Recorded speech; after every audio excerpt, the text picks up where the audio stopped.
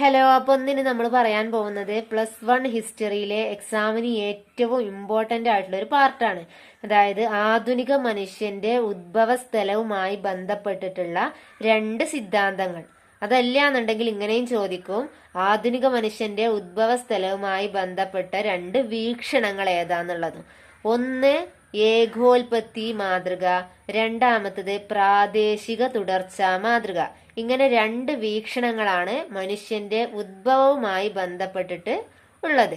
ഇനി ഒന്നാമത്തത് നമുക്ക് നോക്കാം, ഏകോൽപത്തി മാതൃക. ആ പേരിൽ തന്നെ ഉണ്ട് ഏകോൽപത്തി മാതൃക. ഒരു സ്ഥലം, അതായത് ഏകമാണ്, ഒന്ന്. അതായത് ആധുനിക മനുഷ്യൻ ഉദ്ഭവിച്ചത് ഒരു സ്ഥലത്താണ്, അതാണ് ആഫ്രിക്ക എന്ന് പറയുന്നത്. അതുകൊണ്ടാണ് ജനങ്ങളിലെ അല്ലെങ്കിൽ മനുഷ്യരിലെ നമുക്ക് സാമ്യങ്ങൾ കാണാൻ സാധിക്കുന്നത്.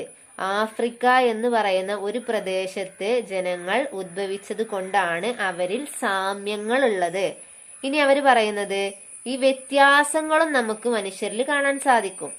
വ്യത്യാസങ്ങൾ ഉണ്ടാവാൻ കാരണം ആഫ്രിക്കയിൽ നിന്നും അവർ മറ്റു പ്രദേശങ്ങളിലേക്ക് കുടിയേറിപ്പോവുകയും അവിടെ സ്ഥിരതാമസമാക്കുകയും ചെയ്തത് കൊണ്ടാണ് അവരിൽ വ്യത്യാസങ്ങളുള്ളത്. ഇതാണ് ഏകോൽപത്തി മാതൃകക്കാര് പറയുന്നത്. അതായത് മനുഷ്യൻ ഉത്ഭവിച്ചത് ഒരു പ്രദേശത്താണ്, ആഫ്രിക്കയില്, അതുകൊണ്ടാണ് സാമ്യമുള്ളത്. വ്യത്യാസം ഉണ്ടാവാൻ കാരണം അവർ ആഫ്രിക്കയിൽ നിന്ന് മറ്റു പ്രദേശങ്ങളിലേക്ക് കുടിയേറിപ്പോയി, അവിടെ സ്ഥിരതാമസമാക്കി, അതുകൊണ്ടാണ് അവരിൽ എന്തുള്ളത്, ആ വ്യത്യാസം കാണാൻ സാധിക്കുന്നത്. ഇനി ഇതിന്റെ പ്രധാനപ്പെട്ട വക്താക്കൾ എന്ന് പറയുന്നത് റബേക്ക ഖാൻ, ലീഖെ ദമ്പതിമാർ, ഡൊണാൾഡ് ജോൺസൺ. ഈ 3 പേരാണ് ഇതിന്റെ വക്താക്കളായിട്ട് പറയുന്നത്.